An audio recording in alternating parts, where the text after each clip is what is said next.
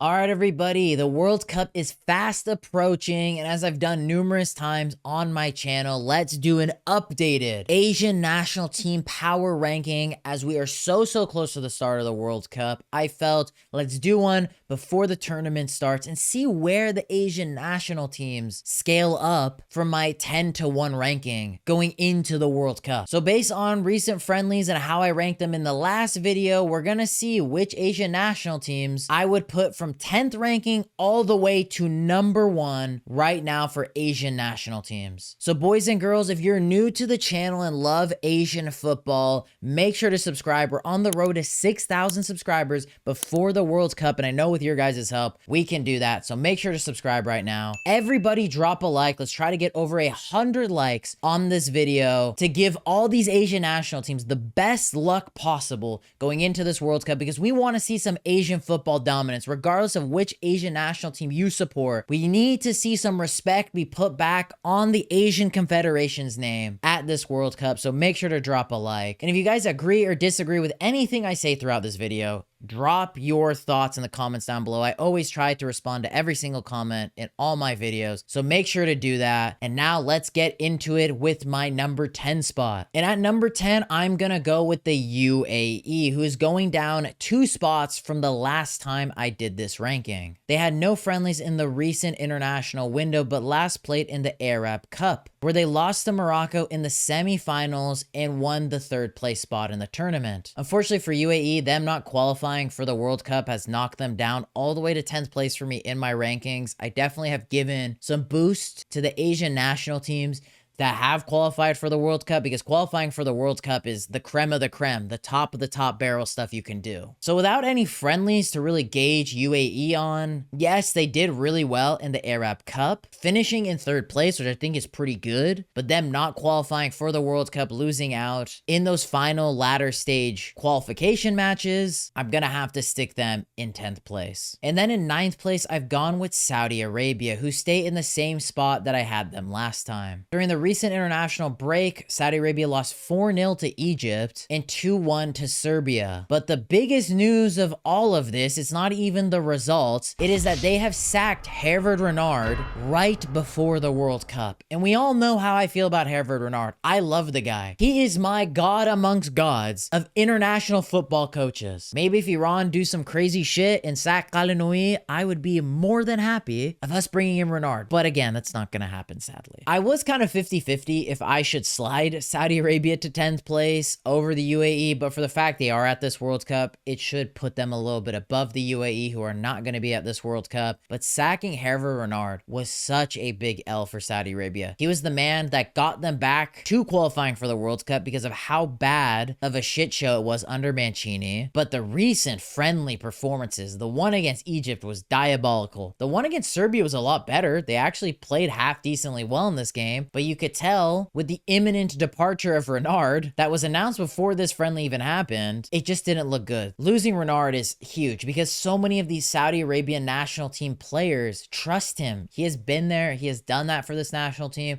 They reached the highs of beating World Cup winners Argentina, the only national team that was able to beat Argentina at the last World Cup. They have fired him. So it really will depend on who they bring in. Will they have enough time to do something with the national team? And all of these things, so much uncertainty for Saudi Arabia going into this World Cup. If their chances were not good as is because they're already in a tough group, it is even worse now. And now moving on to 8th, I have gone with Qatar, who have moved up 2 spots from the last video. They didn't play in any matches during the recent international window, but last played in the Arab Cup, where they did finish in last place in their group. The only reason Qatar have gone up 2 spots for me in this video is because the UAE didn't qualify for the World Cup, and how down bad Saudi Arabia are. So they have just moved up because the other guys are just in terrible situations. At least with Qatar, they still have a good coach in Lopetegui, but the national team and players, personnels are not good. But I still think they have a leg up over Saudi Arabia because of the absolute dumpster fire that they are in now. Qatar's group is tough, and I think they'll be lucky to even get one win in their group if they can even manage that. They didn't have any recent friendlies that I could gauge off of. They didn't play well in the Arab Cup, so it's kind of tricky for me. It's kind of just being slightly better than the rest right now for Qatar. And I don't really have high hopes for them. Akram Afif, to the moon they go, because he is the only saving grace that they have. He's the only reason that they qualify for this World Cup. So with that, they are going to have to be here as of now going into this World Cup. And now moving on to number 7, I've gone with Jordan, who moved down 2 spots. They've only played in 1 match during the recent international window, which was a 2-2 draw against Costa Rica. I'm still fairly high on Jordan at this World Cup.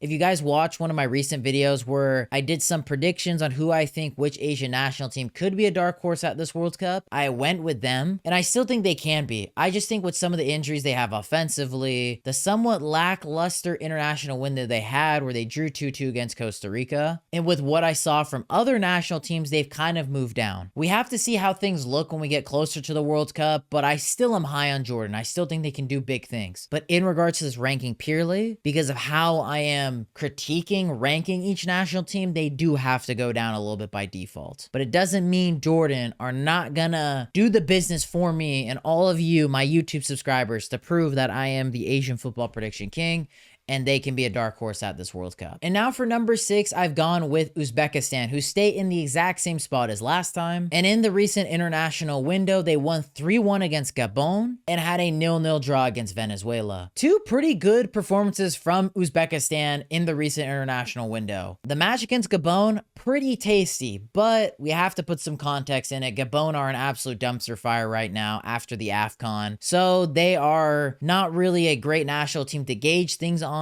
entirely, but it is still good. You still got to do the business, even if the national team is in a shambolic situation. And even getting a 0-0 draw against Venezuela, who are a good CONMEBOL team. Yes, they're not playing at this World Cup, but we're oh so close of qualifying. I think it's pretty solid. Uzbekistan could still be a dark horse. They could still do big things. They are still on the rise in Asian football, and I will still back the White Wolves. They just haven't quite gone up in my power rankings as of now. I still think 6 for Uzbekistan is really, really good. And it's not something you should scoff over, but I definitely think all the Uzbekistan fans watching the video would want to see Uzbekistan in that top 5 for Asian national teams. But now moving on to number 5, I have gone with Iraq, who move up 1 spot from last time. Iraq have qualified for the World Cup. I have to give them huge praise, huge congrats to all my Iraqi fans watching this video. I mean, I have backed you guys if you've watched numerous videos that I've done when I've talked about qualifying from round 4, round 5, my Asian football talks. Iraq, I've wanted you guys to qualify for this World Cup oh so badly. I know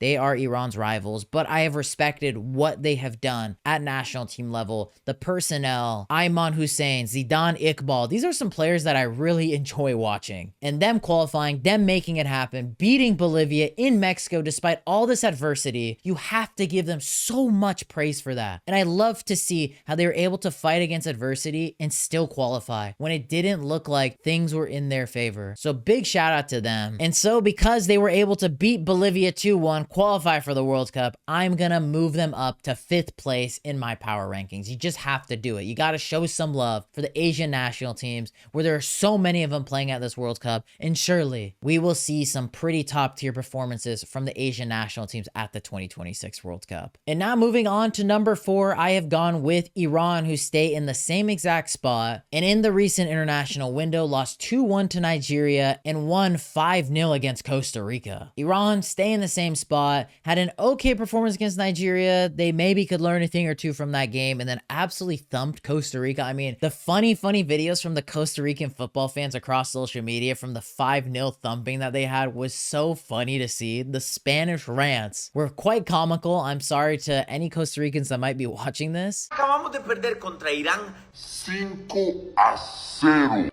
But that was a pretty solid performance from Iran. We haven't seen Iran score 5 goals in a game in who knows how long. The Nigeria game, I love that we were able to learn something. Losing is not a bad thing in friendlies. You need to learn stuff. That is not a problem. But I still think Iran is just outside the top dogs in that top 3 bracket for Asian national teams. I think some of you might argue that they could maybe flip-flop with the third team that I'm about to mention next. But for me personally, I think because of the high-end talent that they have, I cannot put Iran over them because I think that high-end talent just puts them that just a little bit over the edge to Iran in my power rankings. So now to talk about who I've put in third, I've gone with South Korea, who stay in the exact same spot as last time. In the recent international window, they lost 4-0 to the Ivory Coast and lost 1-0 against Austria. I know you might say, well, Cheyenne, South Korea had a terrible international window, but I think their opponents were a little bit more difficult than the national teams Iran were playing. Those are both World Cup qualified nations. Iran played 2 non-qualified World Cup nations. As long as South Korea can learn something from those 2 games, I don't think that's a problem. I do think South Korea are in a little bit of a worrisome situation based on the results. They really got to put it together. A lot more fire under Hong Mong-bo, who has so much controversy surrounding him as the national team coach. Yes, legendary defender, arguably one of the best defenders in Asian football history, but he has been in some crazy murky waters with South Korea. But if South Korea continue poor performances like this during the last window before the World Cup starts, I will be very worried for them in their group because that group, it is anything goes in Group A. I think anyone can get out of it and they need some confidence going into this tournament. So it's really, really marginal between 3 and 4 between South Korea and Iran. It is just a whisker on the difference between those 2 national teams. And now moving on to number 2, who I have Australia, who are in the exact same spot as I put them last time. We're in the recent international window, won 1-0 against Cameroon and 5-1 to Curacao. I mean, Australia are the gift that keeps on giving. They have made a full 180 since their terrible start in Asian World Cup qualification. Popkovich has gotten this team back to afloat. 2 wins in their friendlies, 1 big one against Curacao, who, yes, they're not a top caliber national team, but they are a national team that will be playing in this World Cup. It is good for confidence. And all in all, I think it is very clear that Australia are the number 2 national team in Asia. They have really steadied the ship going into this World Cup. And when it comes to Australia steadying the ship in the group that they are in, that is what they need because they have the experience,